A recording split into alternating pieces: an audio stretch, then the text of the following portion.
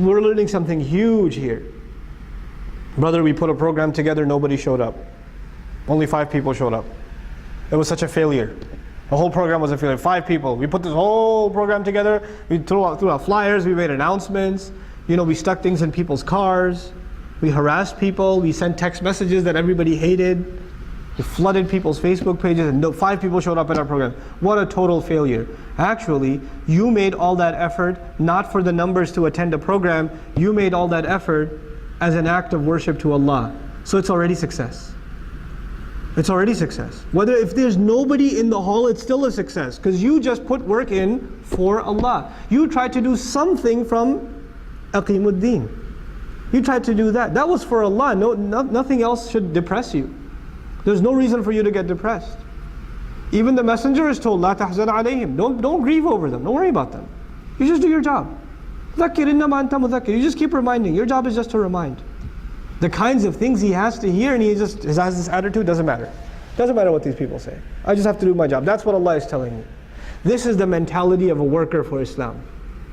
No matter what capacity, whether even you're a volunteer that helps put the tables together or helps vacuum the masjid before Jum'ah, whatever capacity you help in, your mentality is whatever I'm doing, first of all, is worthy to Allah. It's worth something. And I brought up the guy who vacuums the masjid on purpose. There was this old woman that used to sweep al-Masjid al-Nabawi, radiyallahu anha. Nobody knew her name. Nobody knew her name. And when one day she mysteriously disappeared and word got out that she died, and the Prophet ﷺ is asking about her, where'd she go? Where'd she go? And he cried for her, and he made dua for her, and he praised her. Nobody attended her halaqat. She didn't do any glorious work. Nobody even knew her name.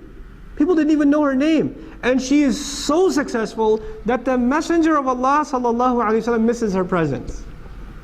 And he makes dua for her.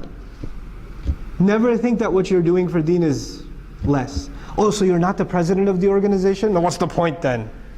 I'm just a volunteer. I'm just the secretary of the MSA. What's that? That's nothing. Just think of that lady that swept the masjid. Just think of that. We're not here to gain ranks in organizations. We are here to serve deen. We're here to serve Allah Azza wa Jal. We're not like Iblis. If he doesn't get a rank, he gets upset. We're not like that. We don't care about ranks in organizations. They're just titles. They will come and they will go. Who's the president of the masjid? Who's the imam? Who's the president of the MSA? Who's the head of this program? Who's in charge of this? Who's the main speaker? Who's the second speaker? Who's the MC? None of this stuff matters.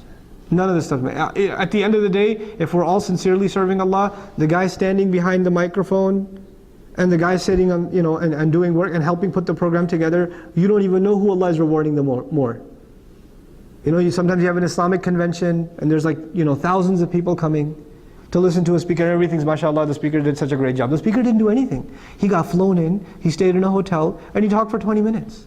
He didn't do anything. You know who did all the work? Those guys that you just push over when to get into the hall. They're the ones who stayed up all night.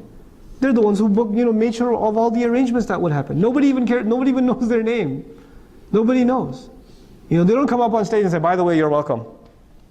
They don't do that. But Allah recognizes them. Allah Azza wa Jal recognizes them, and that's enough. That's enough for them. This is the attitude of a worker of deen. May Allah Azza wa Jal make us of those who work towards establishing Allah's deen in whatever capacity. Inshallah ta'ala, hopefully, I hope to finish at least this passage with you guys next week, and then move on to another passage, and then we'll start getting into some more direct advice. Barakallahu li wa lakum fil Qur'an al-Hakim, wa nafa'ni wa iyyakum bil ayati wa dhikr al-Hakim. Wassalamu alaikum wa rahmatullahi wa barakatuh.